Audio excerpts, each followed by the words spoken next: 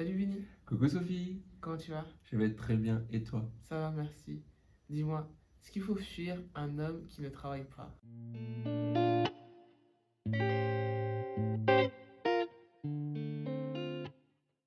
Pour les mots ils sont forts, hein. Mais je te comprends. Le... Je vais partager un peu de ma vie. Ok, Euh, Quand j'ai rencontré ma femme, j'étais étudiant, sans argent et sans logement. ok, Euh, En tant qu'étudiant, je n'étais pas très investi non plus dans mes ok. études. Donc j'étais loin d'avoir fini.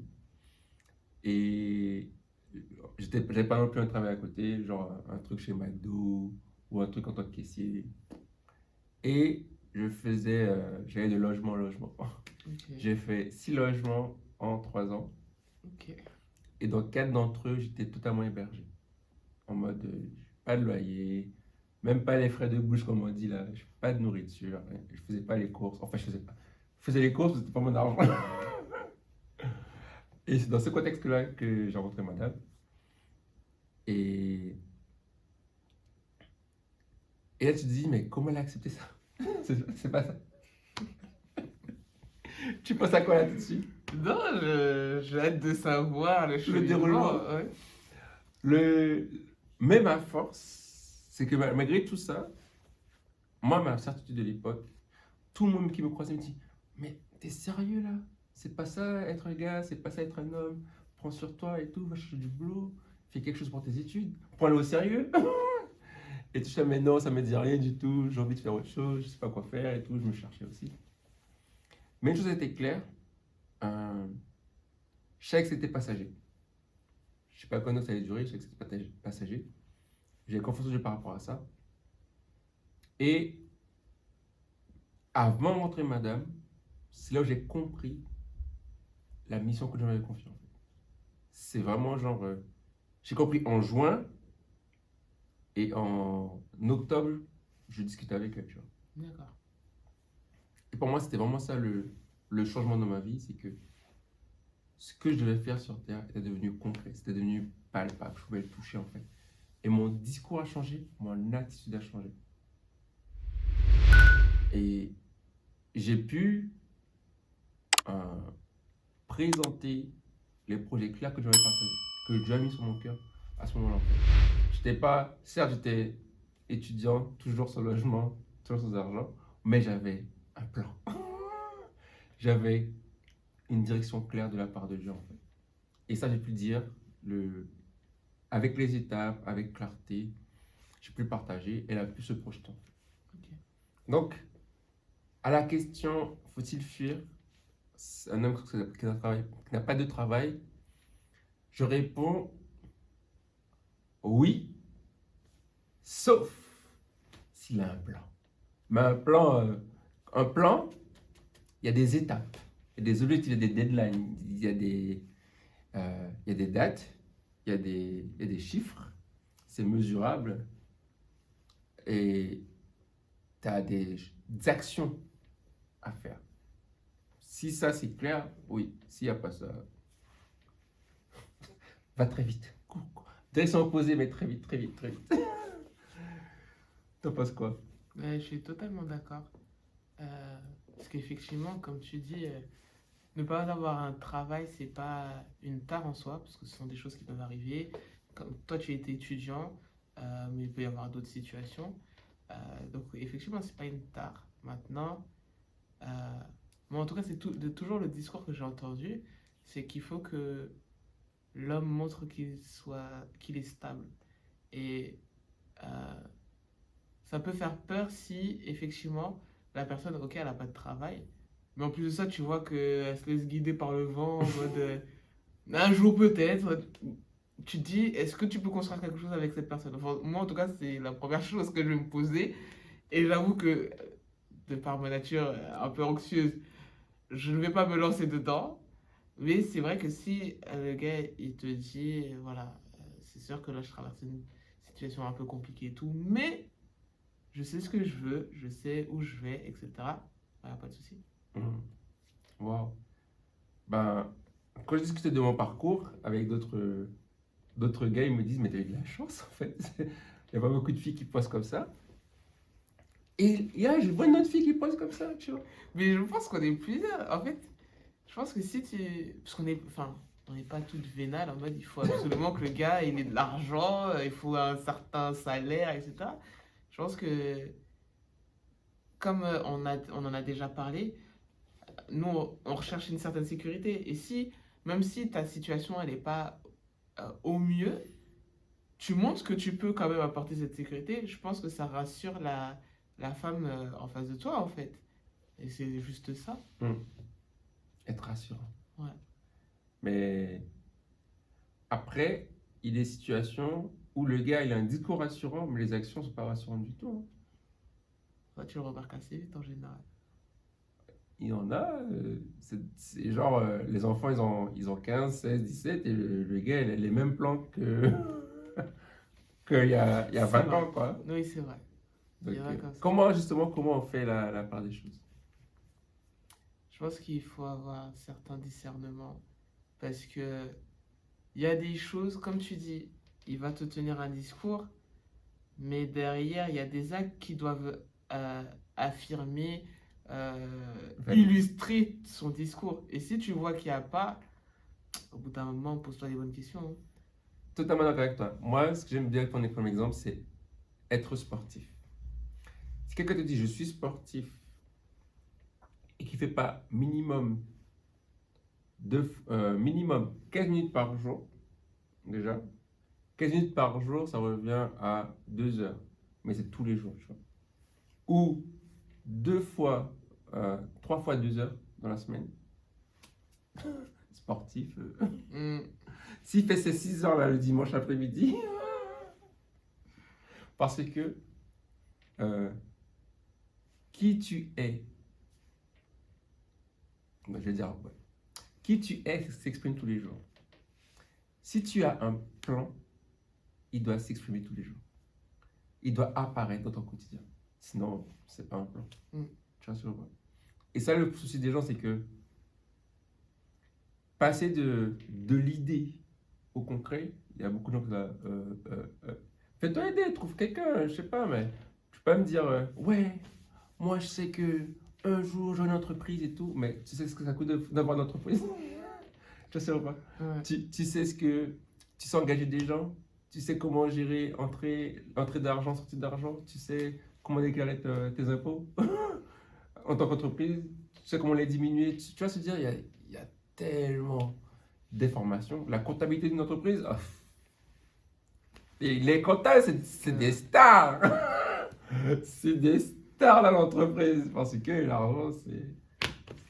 Est-ce que tu sais vendre quelque chose, tu vois? Donc, et quand tu vois, quand tu as les gars qui disent ça et qu'il n'y a pas du tout les actions de formation ou d'études par rapport à ça, tu dis, mais voilà quoi. Donc,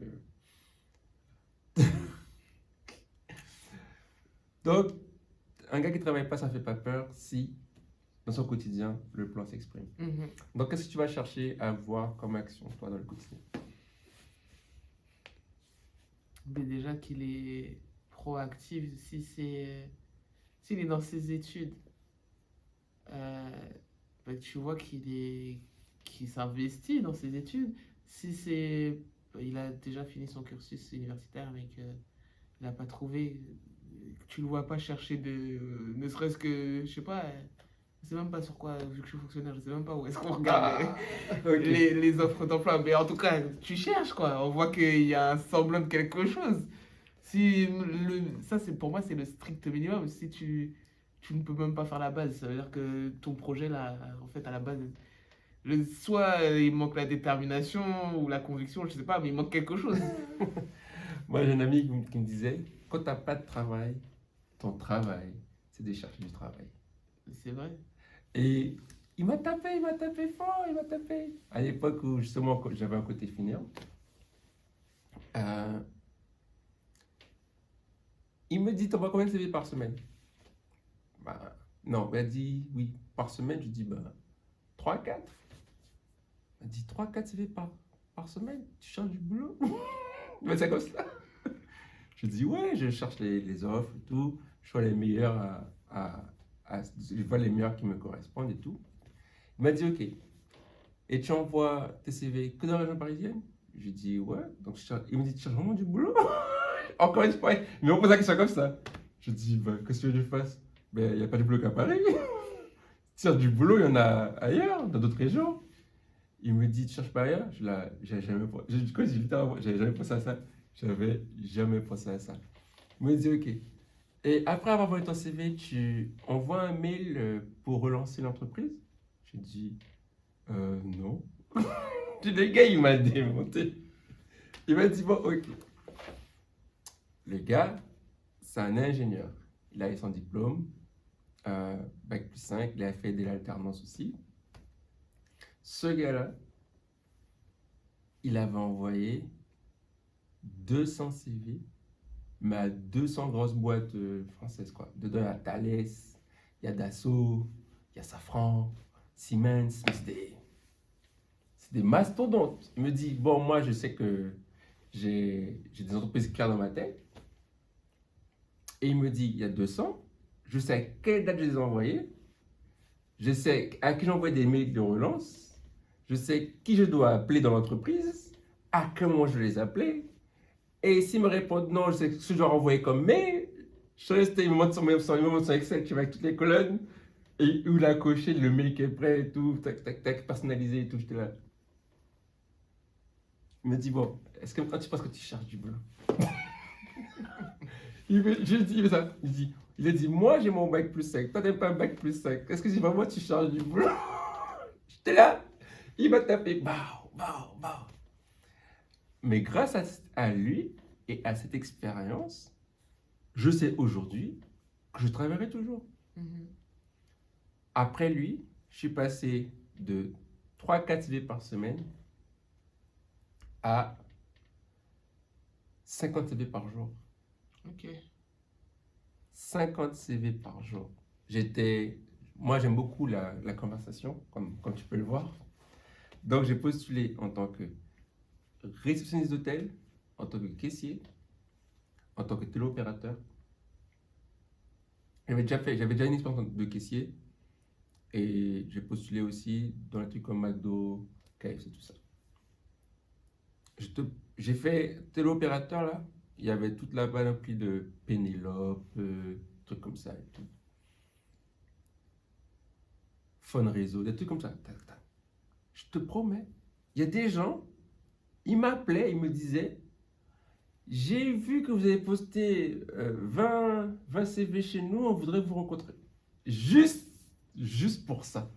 Juste parce que j'avais rempli leur boîte mail, ils m'ont contacté. Ok. Juste pour ça. Donc, à cause de ça, je sais aujourd'hui que je travaillerai toujours. Et ça veut dire que quand j'envoie un CV, moi, j'envoie pour une semaine, c'est 250 CV envoyés par semaine. 1000 par mois, tu vois. En appliquant ça, je trouvais du boulot en 3 semaines. Tu m'étonnes. 3 semaines, bam, bam. C'était devenu mécanique. Je cherche du boulot, je trouve du boulot le mois prochain, je sais que je travaille. C'était devenu comme ça, tu vois. Je suis resté. Et j'appliquais même, j'étais pas aussi précis que lui par rapport aux mails de renvoi et tout ça. Mais je savais qui je devais contacter, à quel moment, tu vois. Donc, j'ai personnalisé mes lettres de motivation. Genre, j'ai mis en gras entreprise, tac, tac, tac, tac, tac. Les mots de gentillesse et tout, c'était la même chose, monsieur, madame, lalalala. Et donc, à chaque boîte, je repasse entreprise pendant de la boîte. Poum, poum, poum, poum, poum. Et je balance. C'est comme ça que je pouvais faire 50 CV et 50 lettres de motivation par jour, tu vois. Pour les CV, j'avais réagencé en fonction du poste que je voulais. Pour les postes de caissier, j'ai mis mes expériences de caissier en avant. L'opérateur, je mettais en avant et tout ça. Ça pour dire, grâce à cette conversation-là, le gars il m'a tapé, mais il a fait la soirée à me taper. Depuis ce jour-là, je sais que je travaillerai toujours. Donc, ça pour dire, lui il m'a aidé, tu vois. J'avais un plan pour ma vie, j'avais un plan pour du boulot. Donc, je suis passé du gars qui était sans plan à un gars qui avait 2 plans. Et vrai, depuis ça, l'argent tombe tous les mois grâce à Dieu, tu vois. Donc, Tout est une question de mindset finalement. Mindset et d'action à mettre en Bien place. sûr. Parce que moi aujourd'hui, parce que lui, il me disait, tu joues le nombre. Il me dit, tu vas me dire que sur 100 entreprises, il y en a 100 qui te disent non. Mhm. Il y en a au moins une. Mais il faut la contacter. Elle sait pas que tu existes, tu vois. Aujourd'hui, mes CV tournent toujours sur Météo Job et tout ça. J'en reçois des appels. Est-ce que vous êtes encore disponible? Et là, je t'appelle, je dois recevoir mes CV, tu vois. Aujourd'hui encore, je reçois des appels, tu vois. Mais maintenant, ça me fait rire. Je dis, ah, on m'a contacté. Pourtant, tu vois, parce que tellement franchement, j'étais devenu maniaque, quoi. J'étais devenu maniaque. J'étais partout. J'envoyais partout mes CV. Et moi, ça me fait délirer. Vous avez passé la semaine, vous envoyez des mails, on peut vous rencontrer, tu vois. Juste parfois, c'était juste parce que ils en avaient marre de recevoir des mails de moi qui me rencontraient, tu vois. Juste pour ça. Donc, non, voilà. Et ouais, et donc maintenant, quand je parle à des gens, j'admets que parfois je sympathise difficilement par rapport à la situation. Je dis, mais on voit plus de CV. Et c'est ça, c'est que je t'arrive à une situation où on m'a proposé du boulot en Grèce. Ok. Je suis pas parti parce que j'étais déjà en couple. Mais grâce à ça, grâce à juste envoyer des CV, tu vois, j'ai pu ça partir en Grèce. C'était la classe, non? Grave. Et j'ai un pote aujourd'hui qui lui est à Prague. Il est parti cette année. Tu vois, c'est-à-dire, c'est juste parce que tu envoies plus de CV. Donc, non, ça t'est. Donc voilà. Juste pour dire, envoyez plus de CV. Cherchez du boulot, envoyez plus de CV. Après, je me suis fait aider par une amie pour le réagencer et tout. Tu as les beaux trucs avec les colonnes et tout. Mhm. Franchement, il y a de quoi faire en fait. Et aujourd'hui, j'ai aucun souci. Je sais quoi mettre, je sais quoi dire. Parce que j'ai toujours été à l'aise dans la conversation. Mais il faut pouvoir être assis devant la personne, tu vois. Mhm. Et pour ça, il n'y a que le CV. Le CV, l'aide de motivation. Et voilà quoi. Donc voilà. Ça pour dire, si le gars n'a pas ça, n'a pas cette volonté de changer sa situation, de faire le nécessaire, euh, est-ce qu'il fait le nécessaire pour toi, tu vois? C'est vrai. C'est la vraie question. Mhm. Ouais, et tout. Les câlins, c'est bien. Les conversations, c'est bien. Mais après, il faut payer les factures, quoi. C'est ça. Donc, je sais que je me suis beaucoup épanché là. Là, moi, je pense que c'est nécessaire d'entendre ton expérience en fait. Parce que ça peut motiver aussi d'autres personnes, rebooster d'autres qui ont été découragés. Et tout n'est pas perdu. Même si c'est pas pour trouver une relation après, mais au moins changer son état d'esprit et être dans une autre dynamique, je pense que c'est important. Mm. Mais vraiment, là, quand il m'a dit qu'il n'y a pas que Paris, j'étais en mode, ah, je quittais Paris pour travailler. Il m'a dit, si tu veux de l'argent, oui. C'est vrai. Et moi, j'ai vraiment que littéralement, j'ai jamais pensé à ça. J'avais jamais pensé à ça. C'est en mode de rester là, région parisienne. Mhm. Maintenant, il y a ailleurs, mon gars. Si tu. Et la vérité, j'ai postulé à des hôtels en dehors de Paris. Ils me proposaient de dormir à l'hôtel. Ok. Le temps de trouver un logement sur place. Je te resté. Ok, en fait, il a raison. Si tu cherches du boulot, tu trouves un moyen, tu vois. Et ça, j'étais vraiment pas sur ça, quoi. J'étais pas en mode, je trouve un moyen de travailler. Il y avait deux hôtels qui m'ont dit, vous pouvez commencer quand? Vous parlez déjà anglais, on peut vous prendre. J'ai dit, mais j'ai pas de logement là-bas. Non, c'est pas un souci, on vous mettra à l'hôtel le temps de trouver un logement. C'était en mode, vous arrivez quand là? Si je pouvais te dire, j'arrive la semaine prochaine, il me dit, ok, je possède à vous. Tu vois, c'était littéralement ça. Et j'ai trouvé une meilleure opportunité à Paris, donc je suis resté à Paris. Mais il y avait un à Lyon, il y avait un à Marseille. J'étais en mode, ok, on peut trouver du boulot ailleurs. Et j'étais littéralement surpris. J'étais surpris. J'étais là, ok. Il y avait la Grèce aussi, mais bon, c'était un peu plus tard. La Grèce est venue quand je travaillais déjà, j'étais déjà en couple. Mais j'y ai réfléchi parce que c'était la Grèce. Voilà. Donc, ouais, voilà, c'était cool. Vraiment. C'était un bon temps quand même. Ah, Non, vraiment, c'était un bon temps. Voilà. J'ai partagé ma vie là. Aujourd'hui, ça va très bien avec madame, je travaille. Euh, Nous travaillons tous les deux avec la grâce du Seigneur. J'ai un super boulot qui me permet de faire des vidéos régulièrement. Grâce à ça, j'ai pu parler avec Sophie et tout. Non, vraiment, c'est une grâce. Merci Seigneur. Et en tout cas, qu'est-ce que vous en pensez, vous? Est-ce que vous pensez que vous donnez la chance à un gars comme moi qui n'a pas de boulot, mais qui a un plan. Un plan qui vient de Dieu et un plan pour travailler, surtout. Parce qu'il y a des gars qui restent dans leur rêve, là, faites attention. Mais dites-nous ce que vous avez vécu. Est-ce que vous êtes déjà passé par là? Est-ce que vous êtes dans cette phase-là? Est-ce que vous voulez en sortir? Vraiment, partagez avec nous, partagez la vidéo, mettez des j'aime, dites-nous ce que vous en pensez. Absolument. N'hésitez pas à faire votre retour, c'est très important. Grave, parce que c'est grâce à vous qu'on peut grandir, avancer, aller plus loin. C'était DCAM et à la prochaine. Salut.